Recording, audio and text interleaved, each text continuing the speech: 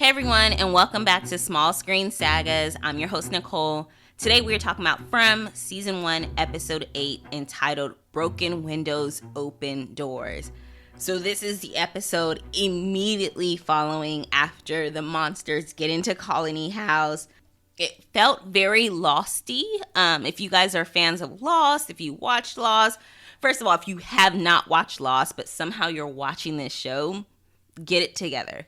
Go watch Lost. I mean, it's available streaming somewhere, probably Hulu or somewhere at this point, but it's very Lost heavy. The music, every time they start playing the music, I'm like, okay, I feel lost. You know, the dog, I'm like, okay, is that Vincent? Then we have Harold, who, you know, I'm like, Michael? No, it's not Michael, it's Boyd. So there's a lot of reminiscence of Lost in this series. Sometimes it gets a little heavy. Sometimes I like it for nostalgia, but it's there. It is there. I guess if you have never watched the show Lost, you won't know. But if you've watched the show Lost, you feel it. It's almost like a Lost sequel or a Lost, like the Lost Sister or something, you know. But it's completely two different shows. That's all I'll say. But yeah, it was there. All right, so let's go ahead. There was a lot of flashbacks, so we're going to do Boyd flashback and then Boyd current separately. But I want to go ahead and start off with Kenny. We've already seen Kenny through his journey so far to, like, just good guy, young guy, just trying to learn the ropes and do what he can to help out. To then his dad dies and he gets to be serious Kenny. He's sad Kenny. He's going through a lot. He's growing up. He's going from a boy to a man quickly in front of our eyes. And in this episode, he's telling Boyd, hey, I need you to give a speech, ease the tension in town, and let people know that things will be okay. And Boyd's like, things are not okay. Things are shit. You need to do that. Like, you're one day going to be sheriff. So it's over for me giving speeches and trying to make people feel better. This is your chance to actually do it and step into my shoes, because ultimately you're the ones that's going to be feeling it if I don't get us out of here. But right now I'm on a mission to get us out of here. That's where we see Kenny at the beginning of the episode, where he's like, Boyd, I need you, you know, stay, do not leave. To then at the end of the episode, he's telling Boyd, Boyd, you need to go ahead and go. Like, because Boyd's like, I need to stay. Things are bad right now. He's like, no, you need to go. You need to figure out what's going on. Our people need to get out of here. Find us a way out. And I liked how Kenny was like, things are not okay. They've never been okay. And they never will be okay here. You know, the talisman were just a Band-Aid. That's all they are. It's a Band-Aid to the problem. It's not fixing the problem because it doesn't make the monsters go away. It doesn't allow them to leave this town. So really, it is a Band-Aid to their problem. So I need you to go and get things under order and try to find a way out of here. I'll take charge here. I'll keep things calm here. And so it's funny how Kenny is at the beginning of the episode, towards the end of the episode, and then at the very end, we see him giving a speech. And he's like, no more Colony House versus townsmen. Like, we're not doing that anymore. Right now, we're community. Boyd is out there in the forest trying to find us a way home. If he does or doesn't, we need to be doing what we need to do out here in the town. So let's get our shit together. Let's act like a community. Let's act like what they said during the pandemic when they were like, we're all in this together. We're all in this together. Let's really be all in this together. And I like to see the growth and the progression of where Kenny is from like the beginning of the season to where he is now, and then to where he'll go in the future. So yeah, that was Kenny this week. So then we have Jade and Jim. Jade is funny because after everything that happened at the Colony House, now they need new guests, like 3 guests they're bringing into Kenny and his mom's house. Jade, mind you, is already a guest in that house. But Jade is like, I'm not feeling these new guests. No. How are you a guest trying to kick other guests out? But that's what he was pretty much doing. And they make fun of him because they're like, aren't you the guy that thought this was an escape room? Like, go figure that out. You just thought it was a joke a few days ago. Get back on that.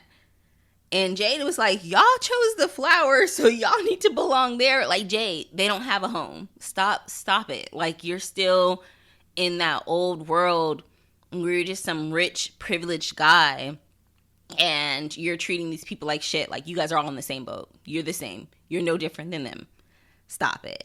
But in the end, Jake goes and visits the Matthews family. He just busts in the door, talks to Julie, and is like, hey, I heard you were with Victor last night. Do you know where he is? Because I believe he has answers.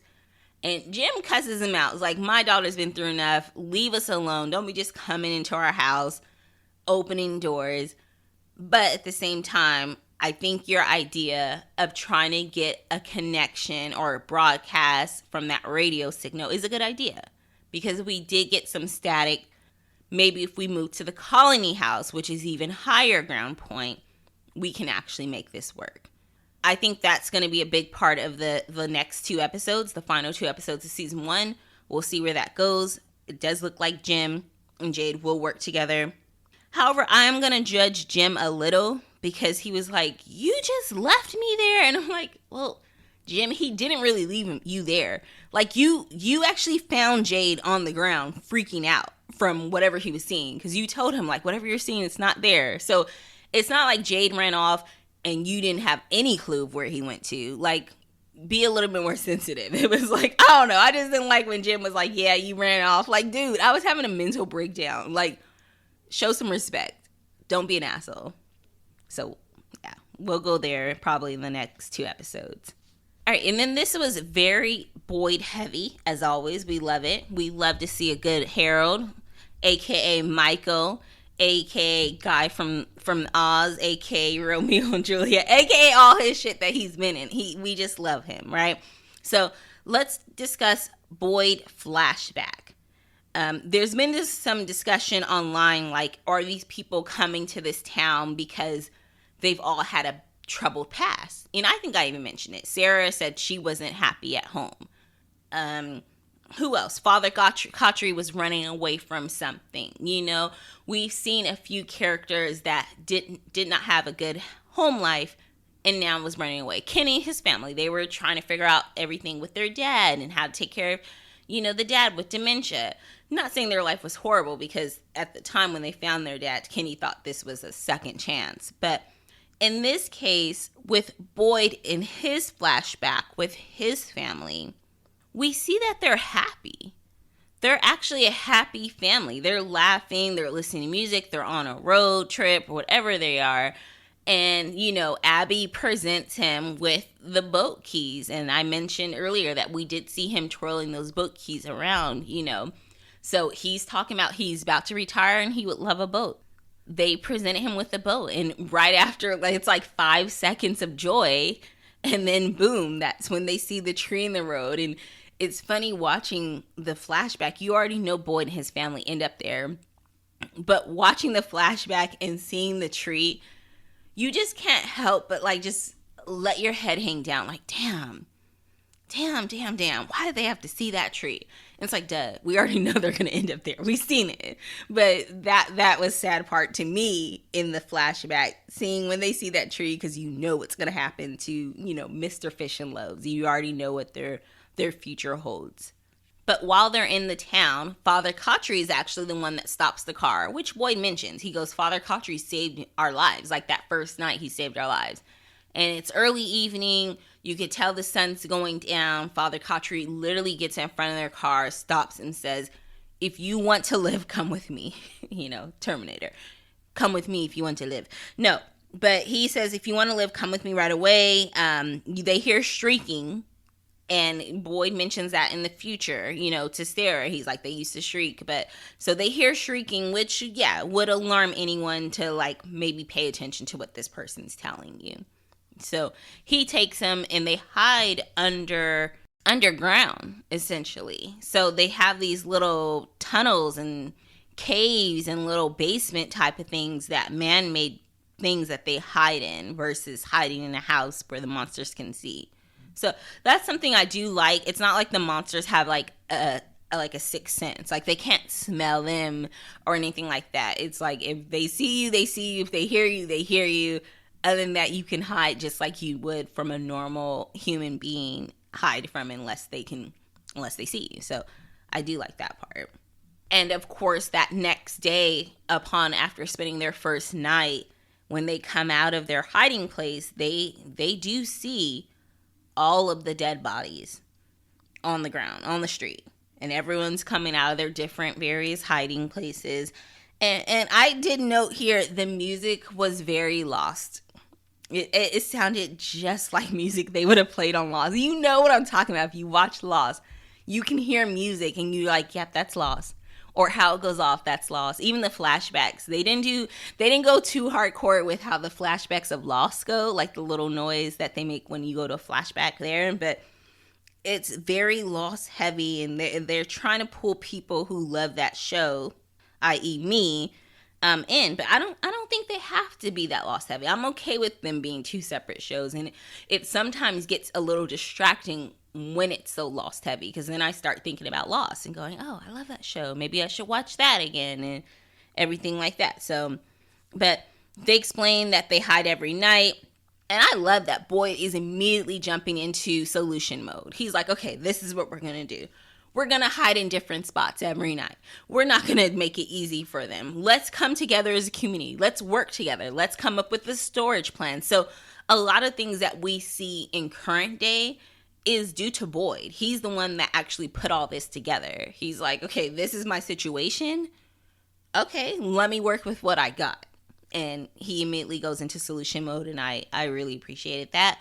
And it just goes to show why he is in charge. So in another flashback scene, we see Boyd. He's happy. He's found goats. He's found chickens. But Ellis is like, hey, Mom is starting to fall apart. We need you to stay here and focus on her. She's breaking down. And Boyd's like, no, she's Iron Abby. Like, she's the strongest person I know. I got to get out here and, like, find solutions. So he's like, we'll talk about it tonight. And Ellis is begging him to stay. And Boyd's like, we'll talk about it tonight. So seeing this scene, I already knew. I'm like, okay, whatever happened, now I know why Ellis felt the way he felt, or why he feels the way he feels towards his dad. Like, he's begging his dad to stay. And sometimes you have to make that decision. Am I going to do something for the greater good? Or am I going to do something for the small greater good, which is the immediate impacts of my family? And I get Boyd saying, like, duh, I need to look out for everyone, not just the two people in my family. But to Ellis, that's not okay. So I understand the events that led to everything, how Ellis could blame the dad, which is sure enough what happens, because that next scene, with Boyd getting lost in the forest, the Lost music, I also note, was very, very heavy, probably because he's lost. But he's lost, and he's in it. He goes into, like, not a faraway tree, but it's a tree, and it has all these talismans, and he realizes he's safe. So that next morning, when he brings the talisman back to town and hears all those gunshots, and sees that it's Abby that's doing those firing the guns, it's a big moment. What I found important here is, like, how immediately Boyd has his wife's back. He immediately comes out and he goes, he has his gun. Abby, what we doing? Who we shooting? Like, who's the enemy? Point them to me. Show me who to shoot at. So Boyd is immediately on Abby's side. He didn't even think, okay, Abby, something's going on. Abby's had a mental breakdown. That's not even crossing his mind. His first mind is, where's the enemy? Show me to them. And he has his gun out with her. And then as he sees her shoot just random innocent people, he's like, whoa. He puts his gun away. He's like, Abby, calm down. Like, calm down. And she's like, there's no way you could be alive. You stayed out overnight. So all her crazy theories, I don't want to say crazy, but all her theories of are we dead? Are we alive? Is starting to come true, because she's like, how could he be here when he stayed out overnight? He must be dead. And now I'm talking to him like he's alive. She doesn't realize Boyd found a tree and everything like that. So when they're having this conversation, he's trying to have her come back to background, back to normal, and just kind of take a moment to think. Ellis runs out from the corner and he's like, Mom, like, what's going on? And is the moment she pulls that gun up to Ellis, We don't know if she was going to shoot him or not. We can't wait to find out. Boyd definitely is not going to wait to find out. And you see the only person he probably would have shot Abby over is Ellis. And because she just had the gun pointed at Donna and he didn't stop her then. So if it had been anybody else, he wouldn't have shot her. But I see that he's not taking chances anymore. He can't risk that she's going to shoot her own son in this daze that she's under this mental break, which I'm not judging her for, because who knows what I would be like if I was on this show. Who knows what feelings, emotions, the frame of mind I would be in. So not judging Abby here, and not even blaming Boyd for doing what he did. Just like Fatima tells Ellis in the future, like, what he did, he was not at fault. You were not at fault. So he shoots her to save Ellis. And it's sad knowing that that's what happened, and kind of thinking of all their conversations before this, and thinking about how Ellis doesn't fuck with Boyd now, and you realize because he saw his dad shoot his mom, and even though, yes, he knows he did it to protect him and the rest of the town, Ellis is still too much in his feelings to even kind of think rationally about it. He has to place blame on someone, and he can't be mad at his mom because his mom is dead. So it's easier to be mad at his dad for shooting his mom and not being there to protect the mom before the shooting began, because maybe if Boyd had stayed, this wouldn't have happened. But if Boyd had stayed, would he ever failed the townsman? So, which leads us to the future, or the current situation.